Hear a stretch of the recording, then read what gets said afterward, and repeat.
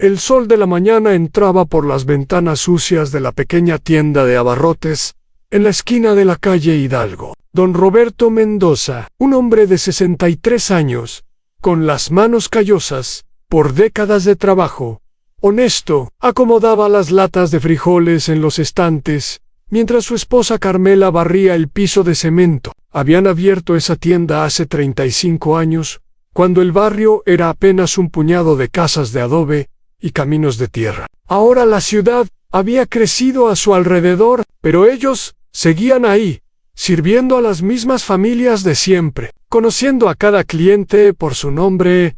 Era un martes, como cualquier otro, o al menos eso pensaba don Roberto cuando escuchó el ruido de una patrulla estacionándose afuera. No le dio importancia al principio. Los policías pasaban por ahí de vez en cuando a comprar refrescos o cigarrillos. Pero cuando la puerta se abrió y vio entrar al oficial Ramírez con otros 2 hombres uniformados, sintió un escalofrío recorrerle la espalda. Había algo diferente en sus ojos, algo frío y calculador que no había visto antes. El oficial Ramírez era un hombre corpulento de 40 años, con un bigote grueso y una cicatriz pequeña sobre la ceja izquierda. Llevaba 15 años en el departamento de policía, y todos en el barrio lo conocían. Algunos lo respetaban, otros le tenían miedo, y muy pocos sabían la verdad sobre sus actividades. Caminó lentamente entre los pasillos de la tienda, tocando los productos con sus dedos gordos, como si estuviera haciendo un inventario mental de todo lo que veían. Don Roberto dejó las latas en el estante y se acercó al mostrador. Carmela dejó de barrer y se quedó quieta en una esquina, apretando el palo de la escoba con fuerza. Ninguno de los dos dijo nada. Esperaron a Ramírez. Finalmente llegó al mostrador y puso sus manos sobre el vidrio que protegía los dulces y las galletas. Sonrió, pero era una sonrisa que no llegaba a sus ojos. Don Roberto, dijo con voz pausada, hace mucho que no platicamos. ¿Cómo va el negocio? Va bien, gracias a Dios, respondió el anciano, tratando de mantener la calma. ¿Se le ofrece algo, oficial? Ramírez miró a sus compañeros y soltó una risita corta. Los otros 2 policías, mucho más jóvenes, también sonrieron. Uno de ellos, un tipo flaco con cara de rata llamado Sánchez, se recargó en la puerta como para asegurarse de que nadie entrara ni saliera. El otro, un hombre musculoso de nombre Contreras, comenzó a caminar por la tienda, revisando los estantes con una expresión de aburrimiento fingido. Don Roberto, continuó Ramírez, bajando la voz como si estuviera compartiendo un secreto. Usted sabe cómo están las cosas en este barrio. Hay mucha delincuencia, muchos robos, mucha violencia. Nosotros hacemos lo que podemos para proteger a la gente honesta, como usted. Pero la verdad es que el gobierno no nos paga lo suficiente. ¿Me entiende? ¿Me entiende? Don Roberto sintió que el estómago se le revolvía. Sabía exactamente a dónde iba esta conversación. Había escuchado rumores de otros comerciantes. Había visto cómo algunas tiendas cerraban de la noche a la mañana sin explicación. Pero siempre pensó que a él no le pasaría, que su tienda era demasiado pequeña, demasiado insignificante para llamar la atención de nadie. No estoy seguro de entender, dijo don Roberto. Aunque entendía perfectamente en Ramírez, suspiró con impaciencia. Déjeme ser más claro. Necesitamos su colaboración. Una contribución mensual, digamos, para asegurar que su negocio siga funcionando sin problema. Sería una lástima que algo malo le pasara a esta tienda tan bonita que tiene. Un incendio, un robo, un accidente. Estas cosas pasan todo el tiempo. Y a veces la policía llega demasiado tarde. Carmela soltó un pequeño gemido desde su esquina. Don Roberto la miró de reojo y vio que tenía lágrimas en los ojos. 35 años de trabajo, de sacrificio, de madrugar todos los días y acostarse tarde, contando las monedas. Y ahora estos hombres, estos supuestos protectores de la ley, venían a quitarles lo poco que tenían. ¿Cuánto?, preguntó don Roberto con voz derrotada. 5,000 pesos al mes, respondió Ramírez sin pestañear. Es un precio justo por su tranquilidad. 5,000 pesos. Era casi la mitad de lo que ganaban en un mes.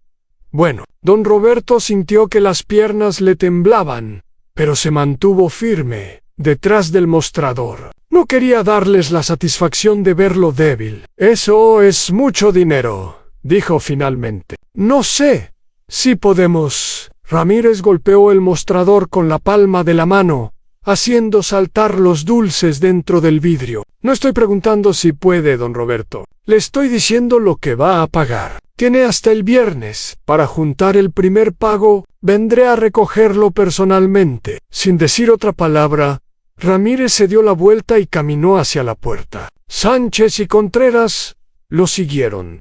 Pero antes de salir, Contreras tomó un paquete de galletas del estante y se lo metió en el bolsillo sin pagar. Nadie dijo nada en cuando la patrulla se alejó. Carmela corrió hacia su esposo y lo abrazó. Ambos lloraron en silencio durante varios minutos, sostenidos el uno por el otro como náufragos, en medio de una tormenta. Don Roberto pensó en sus hijos, que vivían en la capital y no sabían nada de esto. Pensó en sus nietos, a quienes apenas veía 2 veces al año. Pensó en todos los años que había trabajado honestamente, pagando sus impuestos, respetando la ley, creyendo en un sistema que ahora lo traicionaba de la manera más cruel en esa noche.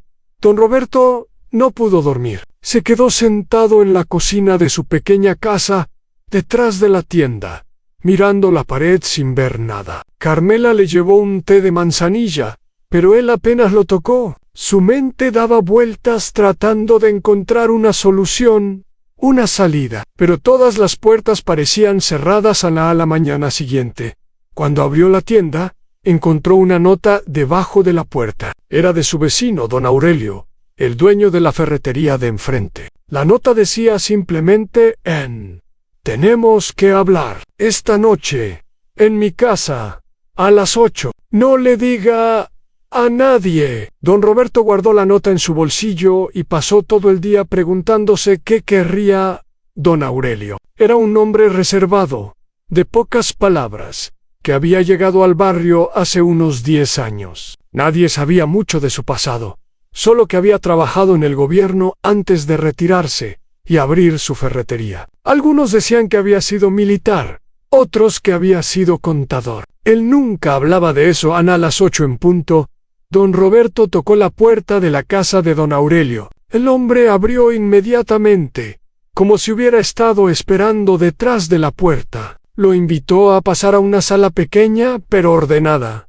con muebles viejos pero bien cuidados. En el sillón ya había otras 3 personas: doña Esperanza, la dueña de la panadería, el joven Miguel, que tenía un taller de bicicletas, y la señora Lucía, viuda del carnicero que había muerto el año pasado y que ahora manejaba el negocio sola. Siéntese, don Roberto, dijo don Aurelio, señalando una silla vacía. Me imagino que ya sabe por qué estamos aquí. Don Roberto asintió mientras se sentaba. Ramírez, dijo simplemente. Ramírez y sus perros, confirmó doña Esperanza con rabia contenida. A mí me pidieron 6,000 pesos. 6,000. ¿De dónde voy a sacar yo esa cantidad cada mes? A mí me pidieron 4,000, dijo Miguel. Pero también me dijeron que si no pagaba, iban a encontrar drogas en mi taller. Drogas que ellos mismos pondrían ahí, obviamente. Me arrestarían y me quitarían todo. La señora Lucía no dijo nada. Solo miraba al suelo con los ojos rojos de tanto llorar. Todos sabían que desde la muerte de su esposo, el negocio apenas sobrevivía. Cualquier gasto extra podría significar el fin de la carnicería. Don Aurelio se sentó en su sillón y cruzó las manos sobre su regazo. Esto no empezó ayer, explicó con calma. Lleva años pasando, pero últimamente se ha puesto peor. Ramírez tiene a media docena de oficiales trabajando para él, y entre todos controlan esta zona y otras 3 más. Recogen dinero de más de 100 negocios, y nadie dice nada porque todos tienen miedo. ¿Y qué podemos hacer nosotros?, preguntó don Roberto. Si vamos a la policía, ellos son la policía. Si vamos con un abogado, No tenemos pruebas. Si nos negamos a pagar, nos destruyen. Don Aurelio sonrió levemente. Era la primera vez que don Roberto lo veía sonreír. Hay algo que ustedes no saben sobre mí, dijo. Antes de venir a este barrio, trabajé 30 años en la Secretaría de Seguridad Pública. No como policía, sino en asuntos internos. Mi trabajo era investigar a policías corruptos. Un silencio pesado cayó sobre la habitación. Todos miraron a don Aurelio con una mezcla de sorpresa y esperanza. Me retiré porque estaba cansado, continuó el hombre. Cansado de pelear contra un sistema que parecía imposible de cambiar. Pero ahora estos hombres están lastimando a mi comunidad, a mis vecinos, a mis amigos, y eso no lo puedo permitir.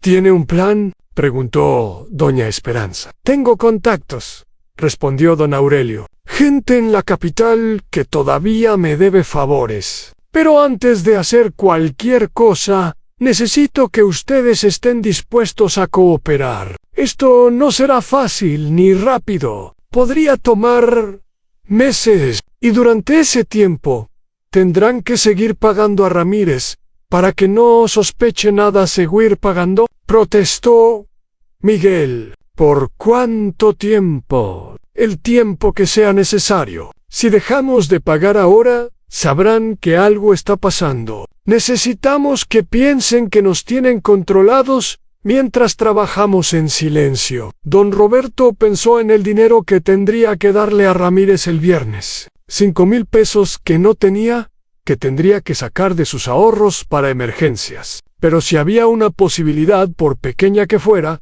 de acabar con esta pesadilla, estaba dispuesto. Don Aurelio se levantó y caminó hacia un armario en la esquina de la sala. Sacó una carpeta gruesa llena de papeles y la puso sobre la mesa de centro. Esto es todo lo que he logrado documentar en los últimos 3 años, explicó. Nombres, fechas, cantidades. No es suficiente para una acusación formal, pero es un comienzo. Don Roberto miró los papeles con asombro. ¿Lleva 3 años recopilando información? Desde que llegué a este barrio y vi lo que estaba pasando, confirmó don Aurelio. Pero un hombre solo no puede hacer mucho. Necesitaba aliados y ahora los tengo. Durante las siguientes 2 horas, discutieron los detalles del plan. Don Aurelio explicó que su contacto en la capital era una mujer llamada Elena Fuentes, una investigadora con fama de incorruptible que había desmantelado varias redes de corrupción policial en otras ciudades. Ella había aceptado ayudar, pero necesitaba más evidencia, y sobre todo, testigos dispuestos a declarar cuando llegara el momento. El problema con Ramírez, explicó don Aurelio, es que no trabaja solo, tiene protección de arriba. Su jefe directo, el capitán Villanueva, es parte del negocio, y hay rumores de que el comandante de la zona también recibe su parte. Si atacamos solo a Ramírez, los de arriba lo protegerán, y nosotros terminaremos peor que antes. Entonces tenemos que ir contra todos ellos, dijo doña Esperanza. Y para eso necesitamos pruebas irrefutables, grabaciones, documentos, testimonios, todo lo que podamos conseguir. El viernes llegó más rápido de lo que don Roberto hubiera querido. A las 10 de la mañana, la patrulla de Ramírez se estacionó frente a la tienda. Esta vez el oficial vino solo, sin sus compañeros. Entró con la misma sonrisa falsa de siempre, y se acercó al mostrador. ¿Tiene mi dinero, don Roberto? El anciano sacó un sobre de debajo del mostrador. Dentro había 5,000 pesos en billetes usados. Se los entregó a Ramírez, sin decir una palabra. El oficial contó el dinero con calma, billete por billete, mientras don Roberto lo miraba con una mezcla de odio y resignación. Cuando terminó, Ramírez guardó el sobre en su chaqueta y le dio unas palmaditas en el hombro al anciano. Así me gusta, don Roberto, colaborando. Mientras siga así, no tendrá ningún problema. Nos vemos el mes que viene. Cuando Ramírez salió de la tienda, don Roberto sintió algo diferente en su pecho. Ya no era solo miedo o resignación, era algo más. algo que no había sentido en mucho tiempo. Era determinación por primera vez. Desde que todo esto empezó, tenía esperanza de que las cosas podrían cambiar. En esa misma noche, se reunió otra vez con don Aurelio y los demás. El plan estaba en marcha, pasaron las semanas, y la vida en el barrio continuó su ritmo normal. O al menos eso parecía desde afuera. Los comerciantes abrían sus negocios, atendían a sus clientes, cerraban por las noches. Ramírez y sus hombres seguían haciendo sus rondas, recogiendo sus pagos, sintiéndose invencibles. Pero debajo de esa superficie tranquila, algo estaba cambiando.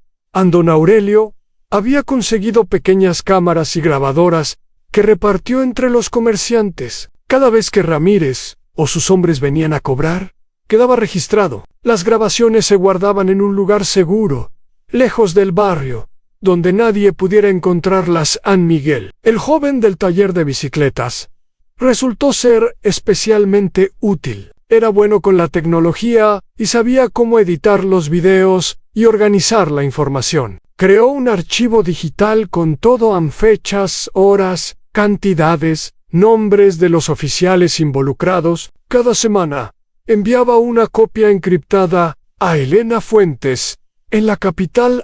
Doña Esperanza, por su parte, comenzó a hablar discretamente con otros comerciantes del barrio. No les decía todo, solo lo suficiente para saber si estarían dispuestos a testificar cuando llegara el momento. Para su sorpresa, encontró que casi todos estaban hartos de la situación. El miedo los había mantenido callados durante años, pero la rabia seguía ahí, esperando una oportunidad para salir. La señora Lucía, a pesar de su dolor y su cansancio, también contribuyó. Su carnicería estaba justo al lado de un bar, donde los policías corruptos se reunían después de sus turnos. Desde la ventana de su cocina, podía ver quién entraba y salía, a qué hora, con quién hablaban. Todo quedaba anotado en una libreta, que después entregaba a don Aurelio o don Roberto. Mientras tanto, hacía lo más difícil de todo: QR normal. Cada vez que Ramírez entraba a su tienda, tenía que sonreír, ser amable, entregarle el dinero sin mostrar ninguna emoción. Era una tortura, pero sabía que era necesario. Un solo error podría arruinar todo el trabajo de meses. 3 meses después de aquella primera reunión, Elena Fuentes llegó al barrio. No vino como investigadora oficial, sino como una prima lejana de don Aurelio, que estaba de visita. Se instaló en la habitación de huéspedes de su casa y durante 2 semanas se dedicó a observar, escuchar y analizar toda la información que habían recopilado. Ann era una mujer de unos 50 años, delgada pero fuerte, con el pelo canoso recogido en un moño apretado, y unos ojos oscuros que parecían ver a través de las personas. Hablaba poco, pero cuando hablaba, todos escuchaban. Había algo en ella, una autoridad natural, que inspiraba confianza y respeto. En una noche, después de revisar todos los archivos, llamó a una reunión con el grupo. Su expresión era seria, pero no derrotada. Había visto cosas mucho peores en su carrera. Tienen suficiente material para hundir a Ramírez y a varios de sus hombres, dijo. Pero don Aurelio tiene razón. Si vamos solo contra ellos, los de arriba los protegerán. Necesitamos llegar más alto. ¿Qué sugiere?, preguntó don Roberto en Elena.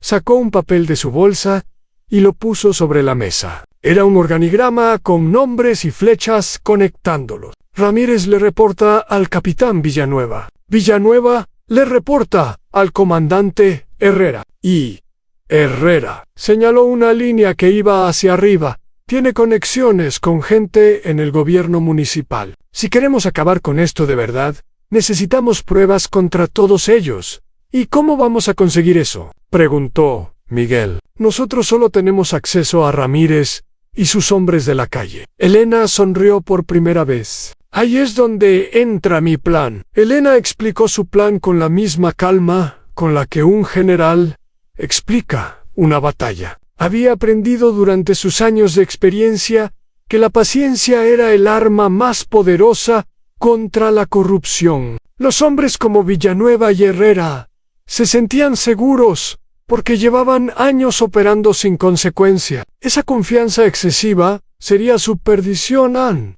El primer paso era conseguir a alguien dentro del sistema policial que estuviera dispuesto a colaborar. No todos los oficiales eran corruptos. Siempre había algunos que habían entrado a la fuerza con ideales genuinos y que se sentían atrapados en un sistema que los obligaba a mirar hacia otro lado o arriesgarse a perder sus trabajos. O algo peor, Elena ya tenía a alguien en mente. Se llamaba Teresa Morales, una oficial joven que llevaba apenas 3 años en el departamento. Era hija de un maestro de escuela y una enfermera.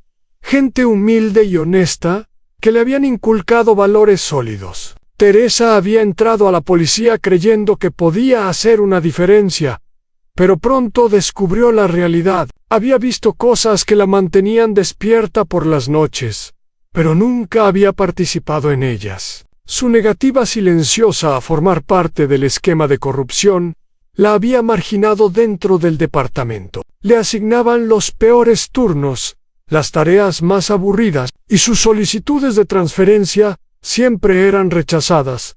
Sin explicación, Elena había investigado a Teresa durante meses antes de acercarse a ella. Había revisado su historial, sus finanzas, sus relaciones familiares. Todo indicaba que era exactamente lo que parecía a una buena persona atrapada en una mala situación. El contacto se hizo a través de la madre de Teresa, quien era paciente de un médico amigo de Elena. Después de varias conversaciones cuidadosas, Teresa aceptó reunirse en secreto. El encuentro tuvo lugar en una ciudad vecina, en un café anónimo donde nadie los conocía. Teresa llegó nerviosa, mirando por encima del hombro cada pocos segundos. Elena la recibió con una sonrisa tranquilizadora y le ofreció un café. Durante la primera hora, no hablaron de nada relacionado con la investigación. Elena le preguntó sobre su familia, sus sueños. ¿Por qué había decidido ser policía? Necesitaba que Teresa confiara en ella antes de pedirle que arriesgara todo. Cuando finalmente llegó el momento de hablar de negocios, Elena fue directa. Le explicó quién era, qué estaba investigando y qué necesitaba de ella. Teresa escuchó en silencio, con las manos apretadas alrededor de su taza de café. «Si me descubren, me matarán», dijo Teresa. Cuando Elena terminó de hablar, «Lo sé», respondió Elena. «No te voy a mentir. Esto es peligroso. Pero si no hacemos nada, estos hombres van a seguir destruyendo vidas. Piensa en todos los comerciantes que extorsionan, en todas las familias que sufren por su culpa. Piensa en por qué te hiciste policía en primer lugar». Teresa cerró los ojos por un momento. Cuando los abrió, había algo diferente en ellos. Una determinación que no estaba ahí antes. «¿Qué necesita que haga?» Elena le explicó que su papel sería principalmente de observación. Teresa tenía acceso a áreas del departamento donde Elena y los comerciantes no podían entrar. Podía ver documentos, escuchar conversaciones, notar patrones. No necesitaba robar nada ni hacer nada que pudiera levantar sospechas. Solo tenía que mantener los ojos y los oídos abiertos y reportar lo que veía. «¿Qué es esto? ¿Qué es esto?», preguntó Teresa, sorprendida. «Gastos de emergencia. Si algo sale mal y necesitas desaparecer rápido, esto te ayudará. Espero que nunca lo necesites, pero es mejor estar preparada». De vuelta en el barrio, la vida continuaba su doble existencia. En la superficie todo seguía igual. Don Roberto abría su tienda cada mañana, doña Esperanza horneaba su pan, Miguel reparaba bicicletas y la señora Lucía vendía su carne. Ramírez y sus hombres seguían cobrando sus cuotas con la misma arrogancia de siempre, pero debajo de esa superficie, la red de información crecía cada día. Teresa comenzó a enviar reportes regulares sobre lo que veía en el departamento. descubrió que los pagos de los comerciantes eran solo una pequeña parte del negocio. Villanueva y Herrera también estaban involucrados en el tráfico de mercancía robada, en la protección de burdeles clandestinos y en el lavado de dinero para un grupo criminal de la región. La información era explosiva, pero también peligrosa. Elena sabía que tenían que ser extremadamente cuidadosos con cómo la manejaban. Un solo error podría costarles la vida a todos. Pasaron 2 meses más. Era ahora pleno invierno y las noches eran frías y largas. Don Roberto notaba que Carmela estaba cada vez más nerviosa. No le había contado todos los detalles del plan, solo lo suficiente para que supiera que estaban trabajando en algo. Pero ella intuía que el peligro era real, y el miedo la consumía poco a poco. En una noche, mientras cenaban en silencio, Carmela finalmente habló. «Roberto, tengo miedo. Mucho. ¿Y si algo sale mal? ¿Y si estos hombres descubren lo que están haciendo?» Don Roberto dejó su cuchara y tomó las manos de su esposa. Estaban frías y temblaban ligeramente. «Yo también tengo miedo», admitió. «Pero piensa en nuestros hijos, en nuestros nietos. ¿Qué clase de mundo les estamos dejando si permitimos que hombres como Ramírez hagan lo que quieran sin consecuencias? Alguien tiene que hacer algo,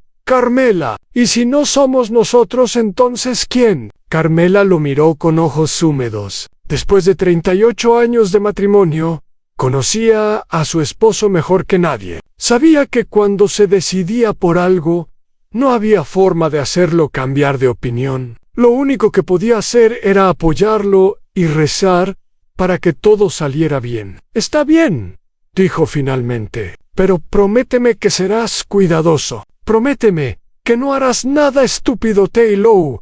Prometo». Esa misma semana, algo cambió en el departamento de policía. Teresa lo notó inmediatamente. Había una tensión nueva en el aire, susurros en los pasillos, miradas nerviosas entre los oficiales corruptos. Algo estaba pasando, pero no sabía qué. Y la respuesta llegó 2 días después. El gobierno estatal había anunciado el nombramiento de una nueva jefa de policía para la ciudad. Se llamaba Patricia Vega, una mujer con fama de ser dura e incorruptible. Venía de otra provincia donde había limpiado un departamento infestado de corrupción, enviando a docenas de oficiales a prisión.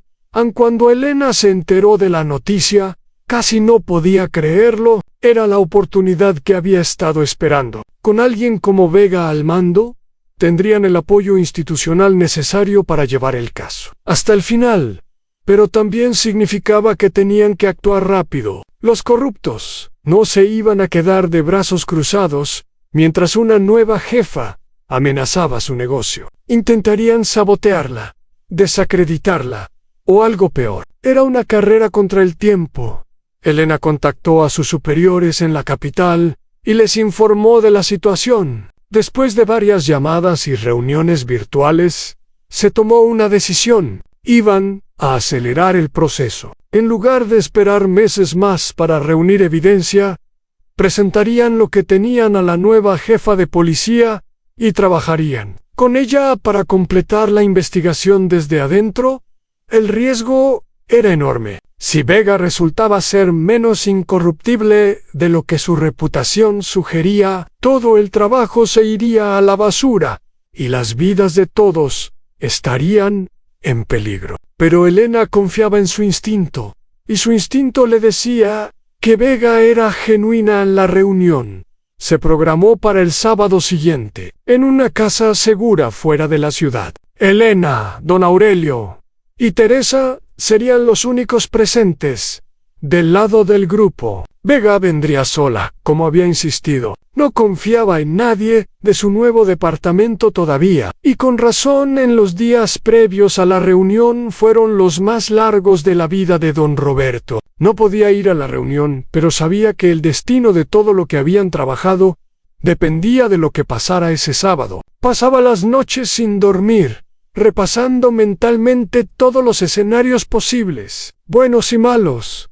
El sábado llegó con un cielo gris y amenaza de lluvia. Elena salió del barrio temprano, vestida de manera discreta, con una bolsa que contenía copias de toda la evidencia. Don Aurelio la acompañaba, tan calmado como siempre, aunque ella sabía que por dentro también estaba nervioso. Teresa los esperaba en un punto de encuentro a las afueras de la ciudad. La casa segura era una construcción antigua en medio del campo, rodeada de árboles que la ocultaban de la carretera. Había pertenecido a la familia de un fiscal federal, amigo de Elena, quien la usaba ocasionalmente como refugio cuando las amenazas de muerte se volvían demasiado frecuentes. Llegaron una hora antes que Vega para asegurarse de que todo estuviera en orden. Elena revisó cada habitación, cada ventana, cada puerta. Don Aurelio preparó café mientras Teresa miraba por la ventana. Vigilando el camino de entrada a las 11 en punto, un carro negro apareció entre los árboles. Era un vehículo modesto, sin distintivos oficiales. Del asiento del conductor bajó una mujer de unos 45 años, alta y delgada, con el pelo corto y ojos penetrantes. Caminaba con la confianza de alguien que había enfrentado situaciones peligrosas muchas veces y había sobrevivido a todas. Patricia Vega entró a la casa y miró a su alrededor con ojo crítico. No saludó de inmediato. Primero examinó a cada persona presente, evaluándolas, tratando de determinar si podía confiar en ellas. Elena dio un paso adelante. Jefa Vega, gracias por venir. Sé que esto es irregular, pero irregular es quedarse corto, interrumpió Vega. Recibí una llamada de alguien muy importante en la capital, diciéndome que tenía que venir aquí y escuchar lo que ustedes tienen que decir. Así que aquí estoy. Pero les advierto que no me gustan las sorpresas ni los juegos. Si tienen algo que mostrarme, muéstrenmelo ya. Elena asintió y puso la bolsa sobre la mesa. Durante las siguientes 3 horas, la Mastro Todú, las grabaciones de Ramírez cobrando a los comerciantes, los documentos que conectaban los pagos con cuentas bancarias sospechosas, los reportes de Teresa sobre las actividades dentro del departamento, el organigrama que conectaba a Ramírez con Villanueva, a Villanueva con Herrera, y a Herrera con funcionarios del gobierno municipal. Vega escuchó en silencio, sin interrumpir. Su expresión no cambió durante toda la presentación. Cuando Elena terminó, la jefa de policía se quedó mirando los papeles durante varios minutos, procesando todo lo que había visto y escuchado. Finalmente habló. Esto es más grande de lo que imaginé cuando acepté este puesto. Sabía que había problemas, pero esto sacudió la cabeza. ¿Es una infección que llega hasta los huesos? ¿Nos va a ayudar?, preguntó Teresa. Incapaz de contener su ansiedad, Vega la miró fijamente. Oficial Morales, ¿verdad? He visto su expediente. Tiene buenas evaluaciones, pero un historial de ser marginada por sus superiores. Ahora entiendo por qué. Hizo una pausa. Sí, los voy a ayudar, pero vamos a hacer esto bien, siguiendo los procedimientos correctos. No quiero que ninguno de estos tipos salga libre por un tecnicismo legal. Elena sintió que un peso enorme se levantaba de sus hombros. ¿Qué necesita de nosotros? Tiempo, respondió Vega. Necesito establecerme en el departamento, ganarme la confianza de algunos oficiales, identificar quién es leal y quién no. No puedo llegar el primer día arrestando a medio mundo. Tienen que seguir actuando normal, recopilando información, hasta que yo les dé la señal. ¿Cuánto tiempo?, preguntó don Aurelio. 3 meses. Máximo. Antes del final del año, estos hombres van a estar tras las rejas. Tienen mi palabra. Antes du hers. Vega les dio instrucciones específicas sobre cómo comunicarse con ella de manera segura. Establecieron códigos, puntos de encuentro alternativos y protocolos de emergencia en caso de que algo saliera mal. Era evidente que Vega había hecho esto antes y sabía exactamente lo que estaba haciendo cuando el carro de Vega desapareció entre los árboles. Elena, don Aurelio y Teresa se quedaron solos en la casa. El alivio era palpable, pero también lo era la tensión. Todavía les quedaba lo más difícil al esperar de vuelta en el barrio. Don Roberto recibió las noticias con una mezcla de alegría y preocupación. La jefa Vega estaba de su lado. Eso era bueno. Pero 3 meses más de fingir, de pagar, de sonreírle a Ramírez, mientras por dentro lo odiaba con cada fibra de su ser. Iba a ser una tortura. Carmela notó el cambio en su esposo cuando regresó esa noche. Había algo en sus ojos. Una chispa que no había visto en mucho tiempo. «¿Buenas noticias?», preguntó mientras le servía la cena. «Las mejores», respondió don Roberto. «Todavía no puedo contarte todo, pero créeme cuando te digo que pronto, muy pronto, las cosas van a cambiar». Las semanas siguientes fueron de una calma tensa. Patricia Vega asumió su nuevo puesto con una ceremonia sobria y un discurso breve sobre la importancia de la integridad y el servicio a la comunidad. Los medios locales la recibieron con escepticismo. Habían visto muchos jefes de policía llegar con grandes promesas y terminar siendo igual o peores que sus predecesores. Pero Vega era diferente. Desde su primer día, comenzó a hacer cambios sutiles, pero significativos. Reorganizó las patrullas, cambió los turnos de varios oficiales, solicitó auditorías de gastos que llevaban años sin revisarse. Todo lo hacía de manera profesional, sin acusaciones ni confrontaciones directas. Los corruptos la miraban con recelo, pero no podían quejarse abiertamente de medidas que cualquier administrador competente habría tomado. Teresa observaba todo desde su posición marginada. Notaba cómo Villanueva y Herrera tenían reuniones a puertas cerradas cada vez más frecuentes. Notaba cómo Ramírez estaba más nervioso que de costumbre, más agresivo con los comerciantes. Era como si presintieran que algo malo se acercaba, aunque no supieran exactamente que en un mes después de la reunión en la Casa Segura, ocurrió algo inesperado. Ramírez llegó a la tienda de don Roberto en un estado de agitación visible. Sus ojos estaban rojos y sus manos temblaban ligeramente. No venía a cobrar. Faltaban 2 semanas para eso. Venía a hablar. «Don Roberto», dijo mientras cerraba la puerta detrás de él, «necesito que me haga un favor». El anciano se tensó inmediatamente. «¿Qué clase de favor?». Ramírez miró a su alrededor, como si temiera que alguien pudiera escucharlo. «Necesito guardar algo aquí, solo por unos días. Nadie lo va a buscar en una tienda como esta». «¿Guardar qué? Eso no importa. Lo único que necesita saber es que si alguien pregunta, usted no sabe nada». «Entendido». Don Roberto sintió que el corazón se le aceleraba. Esto era nuevo, diferente. Ramírez nunca le había pedido algo así antes. Significaba que estaba desesperado, que sentía que el cerco se cerraba a su alrededor. «No sé si pueda hacer eso», dijo don Roberto. Tratando de ganar tiempo, Ramírez se acercó al mostrador y lo agarró del brazo con fuerza. «No le estoy preguntando, don Roberto. Le estoy diciendo, mañana a esta hora, uno de mis hombres va a venir con una caja. Usted la va a guardar en su bodega y no la va a tocar. Si hace lo que le digo, le perdono los pagos de los próximos 2 meses. Sí, no». Dejó la amenaza en el aire, sin necesidad de terminarla, cuando Ramírez se fue. Don Roberto se quedó temblando detrás del mostrador. Tenía que avisar a los demás inmediatamente en esa noche.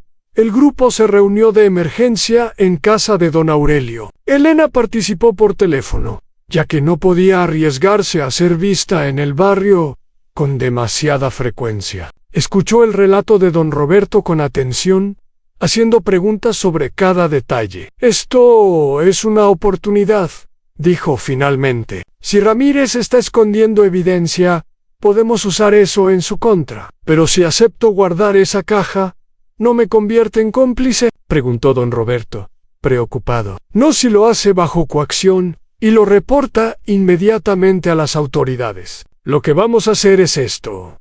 Acepta guardar la caja, pero antes de que llegue, vamos a poner cámaras en su bodega. Vamos a documentar todo el proceso. Después, cuando sea el momento, esa grabación será otra pieza de evidencia contra ellos. Don Roberto no estaba del todo convencido, pero confiaba en Elena. Al día siguiente, Miguel llegó a su tienda con una excusa de reparar una bicicleta vieja que don Roberto tenía en la bodega. Mientras fingía trabajar, instaló 2 pequeñas cámaras en lugares estratégicos. Esa tarde, como había prometido Ramírez, llegó Sánchez con una caja de cartón mediana, sellada con cinta adhesiva. No dijo nada, solo entró, dejó la caja en un rincón de la bodega y se fue. Todo quedó grabado. Don Roberto pasó las siguientes noches sin poder dormir, sabiendo que en su bodega había algo ilegal, algo que podía meterlo en problemas, pero también sabía que esa caja era una trampa, no para él, sino para Ramírez. Una semana después, Elena le informó que habían identificado el contenido probable de la caja en documentos financieros, que conectaban a Villanueva con cuentas en el extranjero. Ramírez los había sacado del departamento cuando empezó a sospechar que Vega podía estar investigando. Era evidencia crucial que los corruptos no querían que cayera en manos de la nueva jefa Ann. El plan cambió ligeramente. En lugar de esperar los 3 meses completos, Vega decidió que tenían suficiente para actuar. La caja en la bodega de don Roberto era la pieza que faltaba, el eslabón que conectaba las actividades callejeras de Ramírez con las operaciones financieras de sus superiores. Ann se fijó una fecha en el 15 del mes siguiente. Ese día, todo terminaría.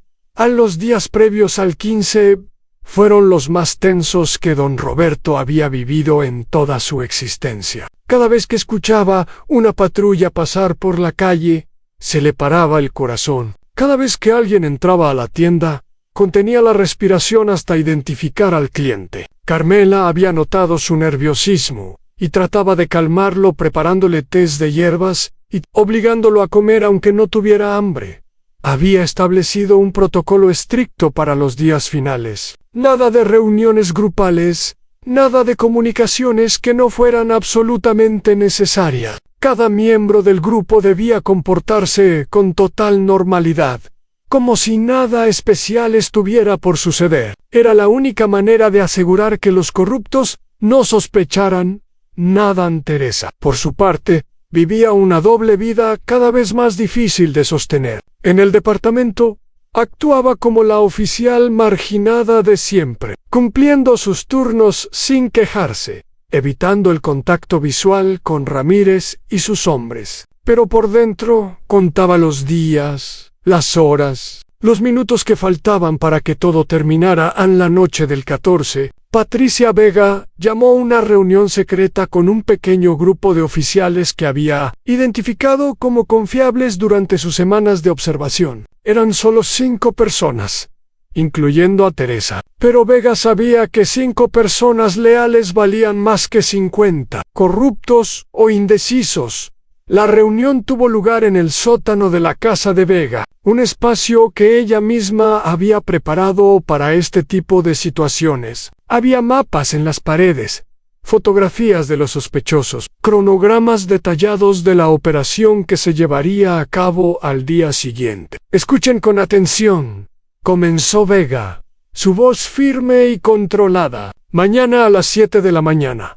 Vamos a ejecutar la operación más importante en la historia de este departamento. Vamos a arrestar al capitán Villanueva, al comandante Herrera, al oficial Ramírez y a otros 12 oficiales involucrados en una red de extorsión, lavado de dinero y crimen organizado. Los oficiales presentes intercambiaron miradas. Sabían que algo grande estaba por pasar, pero escucharlo en voz alta era diferente. Era Real Mega. Continuó explicando los detalles. Los arrestos se harían simultáneamente en diferentes ubicaciones para evitar que los sospechosos pudieran alertarse entre sí. Un equipo iría por Villanueva a su casa, otro por Herrera a su oficina, y un tercero por Ramírez mientras hacía su ronda matutina. Los demás oficiales serían detenidos en sus respectivos puestos de trabajo. La clave es la velocidad y la sorpresa. enfatizó. Vegan, tenemos aproximadamente 15 minutos desde el primer arresto hasta que la noticia se esparza. En esos 15 minutos, todos los objetivos principales tienen que estar bajo custodia. Si alguno escapa o tiene tiempo de destruir evidencia, perdemos una parte importante del caso. Teresa levantó la mano. ¿Qué pasa con la evidencia que está en la tienda de don Roberto? La caja que Ramírez escondió ahí. Vega asintió. Eso es crítico. Un equipo de agentes federales va a llegar a la tienda exactamente a las 7:05 de la mañana. Don Roberto ya está informado y va a cooperar completamente. La caja será confiscada como evidencia y procesada según los protocolos legales. Había otro tema que Vega necesitaba abordar, uno que había estado evitando, pero que no podía ignorar más. Sé que algunos de ustedes tienen compañeros, amigos incluso, entre los oficiales que vamos a arrestar mañana. Sé que esto no va a ser fácil, pero necesito que recuerden por qué eligieron este trabajo. Eligieron proteger a la gente, no a criminales que usan un uniforme para cometer sus delitos. La reunión terminó a la medianoche. Cada oficial recibió instrucciones específicas sobre su papel en la operación. Teresa sería parte del equipo que arrestaría a Ramírez.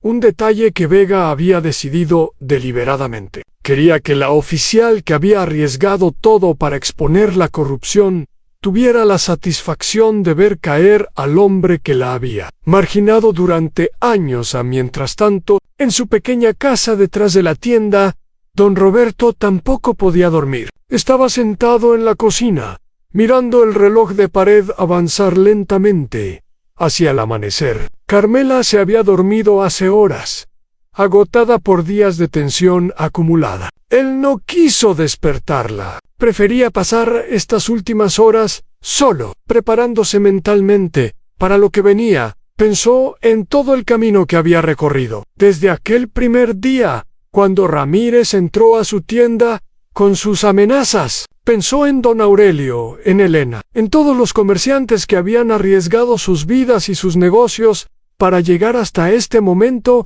Pensó en sus hijos y sus nietos, en el mundo que les dejaría. Si todo salía bien mañana, sería un mundo un poco más justo, un poco más seguro. A las 5 de la mañana, don Roberto se levantó de la silla y fue a despertar a Carmela. Tenía que contarle todo antes de que empezara. Ella merecía saber. En Carmela lo escuchó en silencio, mientras él le explicaba lo que iba a pasar en las próximas horas. Al principio su expresión era de shock, luego de miedo, y finalmente de algo que don Roberto no esperaba: orgullo. Siempre supe que eras un hombre valiente, dijo ella cuando él terminó. Pero esto es más de lo que jamás imaginé. ¿No estás enojada con...? Un poco, admitió Carmela, pero entiendo por qué lo hiciste. Mientras menos supiera, menos peligro corría. Se acercó y lo abrazó con fuerza. Prométeme que cuando todo esto termine,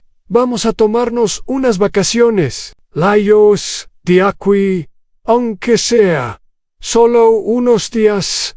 Te lo prometo. A las 6 de la mañana, don Roberto abrió su tienda como cualquier otro día. Acomodó los productos, varió el pisao. Preparó la caja registradora. Todo tenía que parecer normal. Cualquier desviación de su rutina podría levantar sospechas si alguien estaba observando. Carmela se quedó en la cocina de la casa, rezando en silencio. Habían acordado que ella no estaría en la tienda cuando llegaran los agentes federales. Era mejor así. Más seguro para ella. Los minutos pasaban con una lentitud tortuosa. Don Roberto miraba el reloj cada pocos segundos, aunque sabía que eso no haría que el tiempo avanzara más rápido. 6:45. 6:50. 6:55. Ana, a las 7 en punto. Su teléfono vibró con un mensaje de texto. Era de don Aurelio. Comenzó. 2 palabras que lo decían todo. En diferentes puntos de la ciudad, los equipos de arresto entraban en acción simultáneamente. En la casa de Villanueva, un suburbio de clase media alta, que él claramente no podía pagar con su salario oficial, agentes federales derribaron la puerta mientras él todavía dormía. El capitán apenas tuvo tiempo de comprender lo que estaba pasando antes de que lo esposaran en su propia cama en la comandancia. Herrera estaba en su oficina revisando papeles cuando Vega entró acompañada de 2 agentes. Por un momento, el comandante pensó que era una visita rutinaria, pero cuando vio las esposas en las manos de los agentes, su rostro palideció. «Comandante Herrera», dijo Vega con voz oficial, «queda usted arrestado por extorsión, cohecho, lavado de dinero y asociación delictuosa. Tiene derecho a guardar silencio. Cualquier cosa que diga puede ser usada en su contra». Herrera intentó protestar, amenazar, invocar sus conexiones políticas, pero nada funcionó. Lo sacaron de su oficina esposado, frente a decenas de oficiales que miraban la escena con una mezcla de asombro y satisfacción oculta. El arresto de Ramírez fue diferente. Teresa estaba en el equipo asignado a él, y cuando lo encontraron en su patrulla estacionada cerca de una cafetería, ella fue quien le leyó sus derechos a Ramírez, la miró con una mezcla de furia y traición. «Tú», dijo entre dientes, «siempre supe que eras una rata». Teresa no se dejó intimidar. «No soy una rata, Ramírez. Soy una policía que hace su trabajo, algo que tú olvidaste hace mucho tiempo». Lo esposaron y lo metieron en una patrulla. Mientras se lo llevaban, Ramírez vio pasar por la ventana las calles del barrio que había extorsionado durante años. Los comerciantes empezaban a asomar sus caras, preguntándose qué pasaba. Pronto lo sabrían todo a las 7:05 exactos. Una camioneta negra sin distintivos se estacionó frente a la tienda de don Roberto. 3 agentes federales bajaron y entraron al local. El anciano los estaba esperando. «Don Roberto Mendoza», dijo el agente al mando. «Soy el agente Torres. Venimos por la evidencia». «Por aquí», respondió don Roberto, guiándolos hacia la bodega. La caja seguía exactamente donde Sánchez la había dejado semanas antes. Los agentes la fotografiaron, la etiquetaron y la sacaron con cuidado para preservar cualquier huella digital o evidencia adicional. «Antes du hers». El agente Torres le dio la mano a don Roberto. «Gracias por su valentía, señor. Lo que usted y sus vecinos hicieron tomó mucho coraje». Don Roberto no supo qué responder. Solo, sintiendo que las piernas le temblaban, ahora que la adrenalina empezaba a bajar para las 9 de la mañana. Los 15 arrestos planeados se habían completado sin incidentes. Ningún sospechoso había escapado. Ninguno había tenido tiempo de destruir evidencia significativa. La operación había sido un éxito rotundo. Patricia Vega convocó una conferencia de prensa para el mediodía. Los medios de comunicación locales y algunos nacionales se reunieron frente a la comandancia, expectantes ante la noticia de que algo grande había ocurrido. Los rumores ya circulaban, pero nadie sabía los detalles. Vega apareció ante las cámaras con su uniforme impecable y una expresión seria, pero satisfecha. Detrás de ella, en una pantalla grande, aparecían las fotografías de los 15 arrestados. «Esta mañana», comenzó el departamento de policía de esta ciudad, en coordinación con autoridades federales y la Fiscalía General, ejecutó una operación contra una red de corrupción que ha operado dentro de nuestras propias filas durante más de una década. Procedió a explicar los cargos. Extorsión sistemática a más de 100 comerciantes locales. Lavado de dinero por cantidades superiores a los 20 millones de pesos. Protección a actividades criminales. Abuso de autoridad y obstrucción de la justicia. Los nombres de los arrestados fueron leídos uno por uno, empezando por Herrera y terminando con los oficiales de menor rango. Quiero dejar algo muy claro, continuó Vega. Esta operación no habría sido posible sin la valentía de ciudadanos ordinarios que decidieron no quedarse callados ante la injusticia. También quiero reconocer a los oficiales honestos dentro de este departamento que arriesgaron sus carreras para hacer lo correcto. Hoy, la justicia ha prevalecido. Las preguntas de los periodistas llegaron como una avalancha. Vega las respondió con paciencia y profesionalismo, sin revelar detalles que pudieran comprometer el proceso legal pendiente. Cuando le preguntaron si había más arrestos planeados, su respuesta fue ambigua,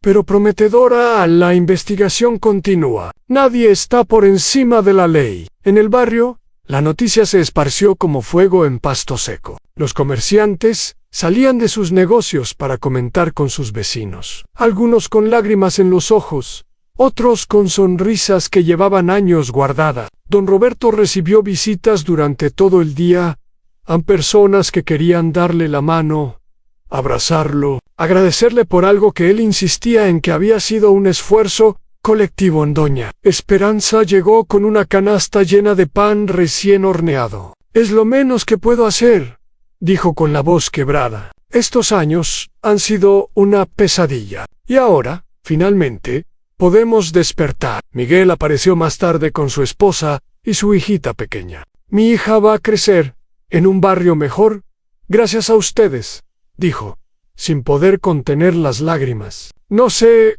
cómo agradecerles». La señora Lucía, que siempre había sido la más reservada del grupo, llegó al atardecer. No traía nada en las manos, solo sus ojos húmedos y una sonrisa tímida. «Mi esposo habría estado tan orgulloso», dijo simplemente. Don Roberto la abrazó sin palabras, pero la persona que más emocionó a don Roberto fue don Aurelio. El viejo investigador llegó cuando el sol ya se ocultaba, caminando con su paso lento, pero seguro de siempre. Entró a la tienda y se quedó parado frente al mostrador, mirando a don Roberto con una expresión que combinaba satisfacción y alivio. «Lo logramos», dijo don Aurelio. «Lo logramos», repitió don Roberto. Se dieron un abrazo largo, de esos que dicen más que 1000 palabras. Dos hombres mayores que habían decidido no rendirse, que habían arriesgado todo lo que tenían por hacer lo correcto. En ese momento, ninguno de los dos se arrepentía de nada. A los días siguientes, fueron un torbellino de actividad. Los medios querían entrevistar a los comerciantes que habían sido extorsionados. Algunos accedieron.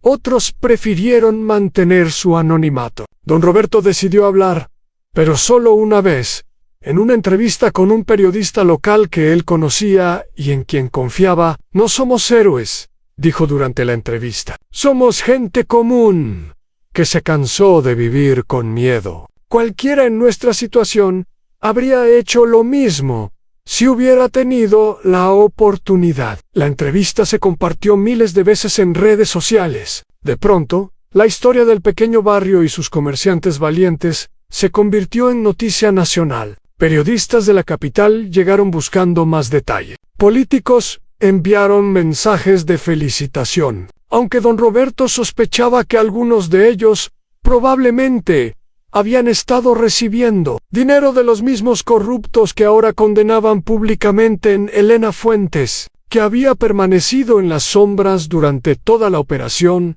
Finalmente apareció en público. Dio una conferencia de prensa en la capital donde explicó el papel de su oficina en la investigación. Agradeció a todos los involucrados, pero fue especialmente efusiva al hablar de los comerciantes que habían arriesgado sus vidas. «Estas personas son la verdadera columna vertebral de nuestra sociedad», dijo. «Trabajadores honestos que solo querían vivir en paz y que, cuando fueron empujados al límite, decidieron pelear por sus derechos. Su ejemplo debería inspirarnos a todos». Teresa Morales también recibió reconocimiento, aunque de manera más discreta. Patricia Vega la ascendió a detective, un puesto que merecía desde hace años, pero que la corrupción le había negado. Su primera asignación fue trabajar en la unidad de asuntos internos, ayudando a identificar y prevenir futuros casos de corrupción dentro del departamento. «Es irónico», le comentó Teresa a don Aurelio en una de sus reuniones posteriores. «Pasé años siendo marginada por no ser corrupta, y ahora mi trabajo es asegurarme de que nadie más tenga que pasar por eso. No es ironía, respondió don Aurelio con una sonrisa. Es justicia poética. Mientras tanto, los procesos legales contra los arrestados avanzaban. Los abogados de Villanueva